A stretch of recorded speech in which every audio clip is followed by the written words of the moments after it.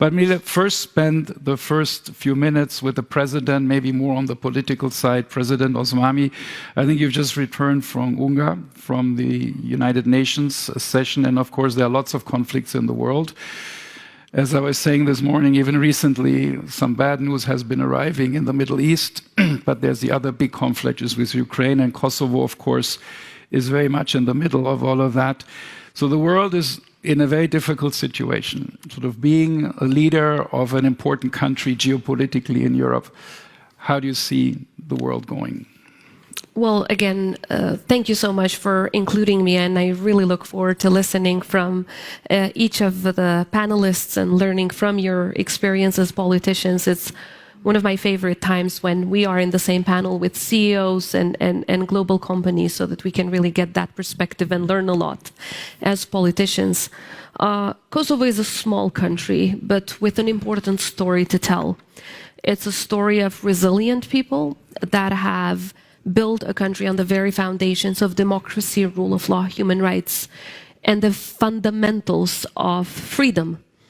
And of course, having been colonized and under occupation for more than a century, we never take our freedoms for granted because too much sacrifice have been made for the democracy, the freedom, the independence that we enjoy today. But at the same time, the story of Kosovo tells us all what democracies can achieve when we get together. Based on those very same principles and values. And it's a success story that makes proud not only its people, but also our partners globally, because it's one of the most important investments in peace. For the very first time in the history of the Western Balkans, we are living in peace. That region was shaped by conflicts for centuries and centuries. For the very first time, we have a little bit more than 2 decades that our children are living in peace. So every generation had to go through a war, and our children are the very first generation in the history of our nation that are growing up in peace. And that's an enormous achievement. Isn't the peace being threatened? I do believe so, and I was getting at that. When the war in Kosovo ended, we thought that when we all said never again, that we would learn those lessons from history. But unfortunately, even now, in 2024, there's war in the middle of Europe, a war that is threatening all of us, not just the sovereignty, territorial integrity, and the freedom of Ukraine. And I believe that the war in Ukraine, the unjust and unprovoked war that Russia waged against Ukraine, is a litmus test for democracies way beyond Europe. And we need to make sure that the principles that are set and the help that we all provide to Ukraine for winning are enough for Ukraine to really win this war for all of us. Because if it doesn't happen that way, it's unfortunately an encouragement, and it will embolden autocrats, not just the autocrat in Russia, but autocrats all around the globe, to act against smaller states who might have a less amount of weapons with absolute disregard of the principles of international law and the rules-based order. And very, very dangerous times will come for all of us if these principles are not upheld in the case of Ukraine. We already see that Putin is very much interested to have a spillover effect of Ukraine. There are constant efforts to destabilize the Western Balkans. And it is so crucial that the Western world does not lose its attention of the Western Balkans, because things can really get out of hand quickly. And of course, when there's lack of safety and stability, there's also lack of investment. There's lack of economic development and prosperity. So practically lack of national security, and when that security is threatened, has a spillover effect on every area of life, from economic development to trade relations with other countries. and to just the betterment of life of all of our citizens, not just in Kosovo, but also the rest of the region. So we think it's so fundamental that these basic principles of international law, but also the very values that stand at the foundations of our value-based system, which are the European Union, NATO, and other organizations that we seek to become a member of, should be protected at all costs. Because by protecting these values, we also ensure economic development, prosperity, and also trade relations with the wider world, not just with our continent and the continent that we're part of. So this is, of course, a position which, not of course, but this is a position a lot of people in Western Europe, I think, share. But how do you see sort of the conflict ending? Are we going to defeat Russia, or are we going to deter Russia? How do you, at some point, do we need to go for dialogue and discussions? I guess your point right now was we have to be strong, we have to be resistant, but where is this going to end up? What do you hope this will be end up as? Well, of course, there should be dialogue at some point in time, but my point is there must be a principled dialogue. And not a dialogue where the aggressor is rewarded with territory, because that sets an extremely dangerous precedent for the rest of the world. If Putin is awarded with Ukrainian territory as a result of some sort of a peace process, we can't call that a just peace. That is, in fact, an encouragement for him to continue invading other countries in the neighborhood and at the same time destabilize regions such as the Western Balkans. And that, in turn, achieves not just his imperialistic ambitions about more territory, but also achieves his ambitions about destroying the values-based systems that the EU and NATO as a transatlantic partnership are.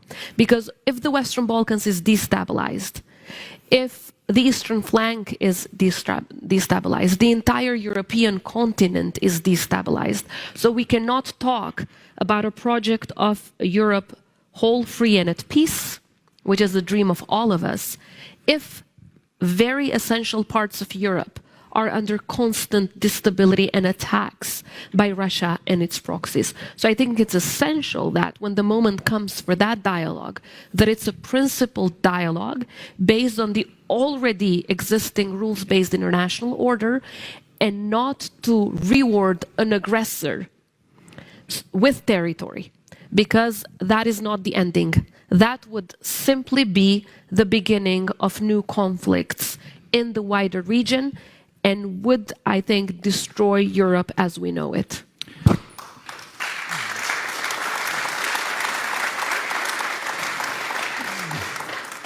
It was an interesting discussion also earlier on, I'm not going to ask you yet to speak on the role of China in all of that, by the way, because this is a very fundamental issue for Europe and also India, by the way. But we'll have one more question for the President. What did I want? Are you worried about, you don't have to answer that, given you're president of a country, are you worried about the US elections? Kosovo has been blessed with bipartisan support from the United States, so we're practically perhaps one of the few cases in the world that has always had the US support. So we became free, we were liberated during a Democrat government, we became independent during a Republican government, and we've built our democratic and economic resilience with both Republicans and Democrats. Obviously, they have different approaches, but we've learned how to work with both, and ultimately it's the will of the American people that decides that.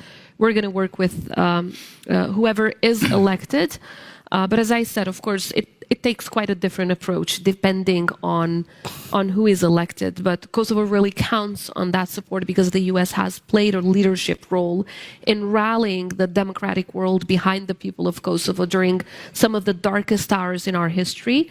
We will forever be grateful, but of course now we're not the top priority in anybody's desk. It's a lot of conflicts happening around the world, and I'm glad that we're not that kind of priority.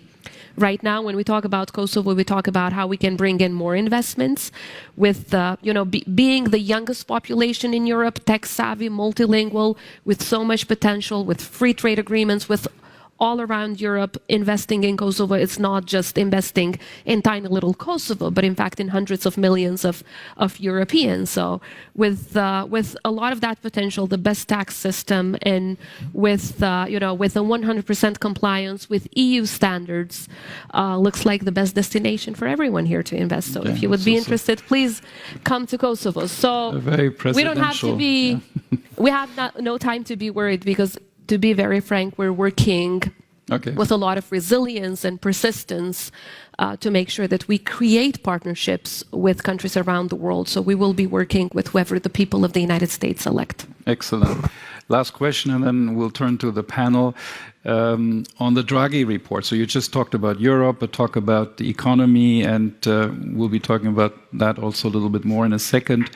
I asked the same question to the Deputy Prime Minister of Albania an hour ago. The Draghi report was not very positive, or was actually saying that there are quite a few issues in Europe which we need to solve. But you're still obviously interested and want to be part of the European Union. How do you look at this Draghi report? Does that apply also to Kosovo, or does it make you get scared of Europe, actually? Not at all. I mean, Kosovo has had to meet so many challenges in its path towards the European Union that I don't think anything can scare us any longer. 97% of the people of Kosovo are pro-European Union. Even if we go back hundreds of years before the European Union existed, it was our nation that led Europe into defending what at that time, 600 years ago, was called the European civilization. So these foundations that are, as the cornerstone of the EU are still very much what lead our people in our vision towards the European Union. Perhaps because of the very painful past that we have had, we're very resilient. And I think what the Draghi report points out is simply an honest picture of the challenges. And I think the Europe, or the European Union that we want, is one that takes up these challenges rather than complaining about them. Oftentimes when we participate in a lot of summits and roundtables or discussions like these, people tend to reject honesty, even if it's, criticism about real challenges that exist in organizations such as the European Union. I think we need to take them as opportunities, because only in that way we can push forward for a European Union that includes the rest of countries that truly believe in these shared values. So I do hope that enlargement is one of the key issues that is taken forward, because we believe that an enlarged Europe is a safe Europe. Europe as a continent will not be, as I said, whole, free and at peace and safe unless the Western Balkans become part of it. So I think we should, not allow our patience to get lost. And despite of the very complex and sometimes very boring and a lot of unfairness that exists in the process and the challenges, as the Draghi report points out, we should never look elsewhere. Our path towards the European Union is our only path, not just as a sort of a vision, but also the real hard work that it requires. And we're very, very determined to stick to it. Yeah, I think, the fact the Balkans having a perspective of being part of Europe geopolitically is a key issue. And we have Emmanuel Macron here tomorrow. He will talk about Europe. Yes. Let's see what he will say. But I think that's very good.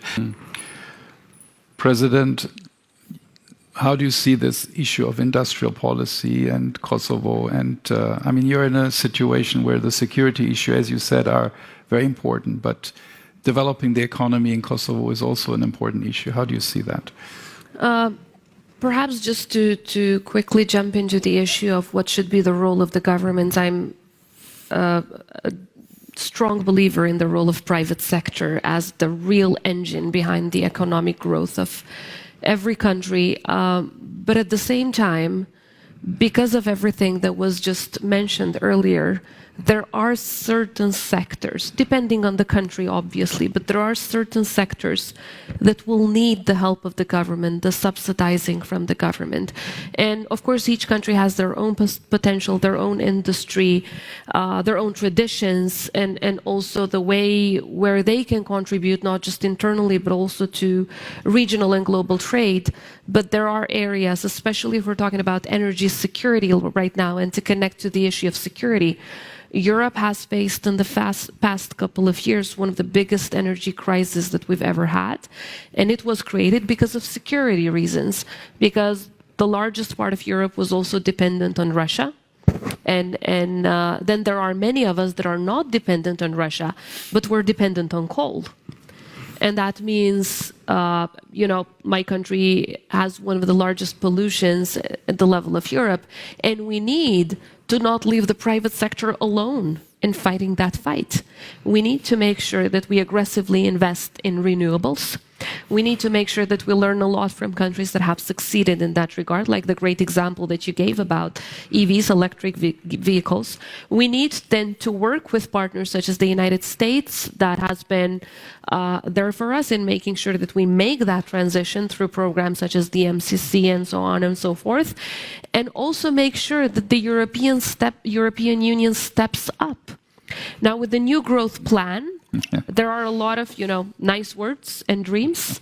We need more tangible results so that we don't let the security challenges get into the way of economic development, as well as moving forward when it comes to energy policy, as well as energy security. So in that sense, we've seen, of course, especially in the last couple of years, crisis after crisis. It started with the pandemic and went on with a big economic inflation crisis, economic crisis, energy crisis, still a lot of these continuing. So I think while the private sector still remains the engine behind the success, there are times when the government really needs to step up. So per capita, Kosovo has been the country with the strongest support to the private sector post-pandemic, and also in getting out of the inflation crisis and so on. And a lot of, schemes that were there to support our citizens. But yet, there still needs to be some government support. And my final point, so that I don't forget to mention this, I need to make sure that I do this everywhere. One of the main instruments that we've used was also the economic empowerment of women, because we had a very high inactivity rate among women, about 80%. And it was horrendous, because if you don't use 50% of your economic potential, which is half of your population, you lose also a lot of money. You lose a lot in terms of economic growth. So a lot of what we did as institutions was to support private companies to employ women through subsidies, and that has led them to more growth, but that has also led the country to more economic growth. So there are areas, of course, depending on what challenge the country is facing, where the government needs to step in, while still letting the private sector, I would say, lead in terms of economic development. Thank you for making that point about participation in the labor force. The new growth plan, that's the Balkan plan from the EU, which the new growth plan. New growth, where they promise still just on paper. They promise you support. Correct. For reforms in line with EU regulation. Yes, right? I mean, we are right now at a 100% rate when it comes to alignment with the European Union, both in terms of foreign and defense policy. That doesn't necessarily mean that the EU money goes where the alignment is. Just to give you an example, there are 6 Western Balkan countries right now that are benefiting from these programs. 63% of the EU dedicated money for the Western Balkans goes to, guess which country? The one that is not aligned with the EU, to Serbia. Serbia is about 46% alignment rate. Why is that? I wish I had the answer to that question. Maybe when you talk to Macron tomorrow, you can ask that question. And other European leaders, for that matter. So they are only at a 46% alignment with the European Union. Nevertheless, they get more than 60% of the money of the European Union Maybe you should dedicated to the align Western less, then you get Balkans. more money, maybe. Well, I don't think we're Just going to a go in joke. that direction, but I do understand the joke, and a lot of people actually ask that question. Should we align less in order to get more support? But the five of us, the rest of us, Albania, Kosovo, North Macedonia, Montenegro, and Bosnia-Herzegovina, are at a 100% alignment, but all of us together get only 37% of the financial support. So this needs to change. EU money needs to go hand in hand with EU values. That's what we believe. Yeah, makes a lot of sense. I think there's a question, looking at the time, and then we don't have much more. There's a question from the students. Yes, please say who you are. And maybe which university. You can step up in front of the microphone, yes, and then also say which university you're from, please. Okay, thanks for your all sharing. I'm Yu Chen from Beijing Renmin University, and also one of the members from BGD Young Voice. And my question is, I think there are increasingly geopolitical fragmentations because, for example, European Unions put high tariff on the EVs, as we all know. And I want to know, like, for example, the countries like Kosovo, could you help me to elaborate on how the country's plans to, for example, to balance the pursuit of economic resilience and through the industrial policy with the need to maintain maybe the open trade relationship and international cooperations in this increasingly geopolitical fragmentations? Thank you. That's a very good question. Look, when a country within Europe strives to become a member of the European Union, one of the very first things that we do is sign what we call a stabilization and association agreement. It's an agreement that is called stabilization and association, but it's practically a trade agreement. It allows for free trade between our country, that is not a member of the EU yet, and the rest of the European Union. But then it sets so many rules that you have to abide by. So despite of the will that the country might have to have open trade based on the principles that you've mentioned, you have to abide by the rules of the European Union when it comes to economic resilience, when it comes to other trade issues. You have to meet all of those criteria if you want to move ahead. So if you want to move ahead and then open chapters of negotiations and finally become a member, you would have to abide by those rules. You can't set them entirely by yourselves. There are, a few countries that actually have left the European Union, and the reason has been precisely this, mostly this, not entirely trade, but mostly trade, because they did not want to abide by all of these strict rules that the European Union sets when it comes to trade. But just looking at other members that are now in the European Union and how much of an economic resilience they've built by becoming a member from the moment they've become members to date, that's the example that we're seeking. So a lot of rules that you have to abide by, but at the same time, the benefits are enormous. And not just economic, if I might add. It's also about democracy. It's also about rule of law.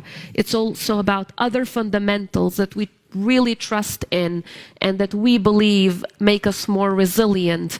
So economic resilience is one thing, but for those of us that have lived under really extreme conditions, that were victims of genocide for so many years, it's also about defending freedom. It's also about defending democracy. It's also about defending human rights. So we believe they should go hand in hand, economic resilience and democratic resilience. Mm-hmm.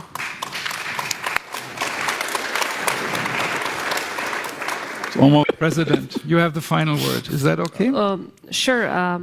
No, perhaps just to thank each and every one of you and to thank everyone that is present here and especially you, for giving us the opportunity. As I envisaged at the beginning, I learned a lot from the other panelists. And you have investment coming now from... What an honor. I mean, it's India, China, the United States, Germany, and Kosovo. Would have thought in the same table. So, but at the same time, I think it's so crucial that when we sit down with CEOs of businesses, you see how things can be resolved. very practical, and very tangible. It should serve as a lessons learned for many politicians around the world. That is, in most cases, the approach that we need to take to resolving most of the issues. But of course, while productivity and gains are extremely important, what we have learned in our continent is that in many, many cases, trade does not necessarily equal trust. Because if that was the case, we would have never had a Russian invasion of Ukraine. They were each other's main trading partners for decades. So while trade is the cornerstone of so many relations, at the same time, we need to keep an eye on issues of security. We need to keep an eye on basic principles of good faith in terms of neighborly relations first and foremost, but also relations with countries that are quite far away from us. And just like in a contract, it's about gains, but what is the cornerstone of the contracts in many cases is the good faith principle. So I would call for that as well to be the cornerstone of relations between countries if we want to prevent security challenges that are then preventing trade relations. I believe that both India and China want a strong economic partner in Europe, right? Correct. Well, that can be achieved only if we're safe and secure. And we will only be safe and secure if Ukraine wins this war. If they do not, it's going to be a complete mess in our continent. And you will not have a good trading partner in Europe.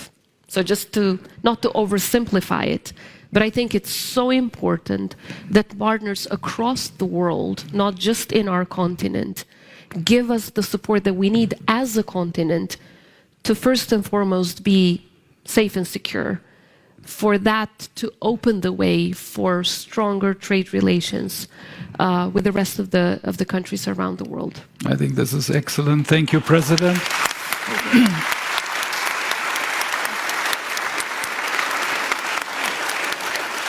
And I think we almost have a theme for next year's Berlin Global Dialogue, Carolyn, and building trust or something, because this is also a point which was made this morning, I think, by Larry Fink. I think he said that, and I think trust is very important. And how do we build trust? I think that's important.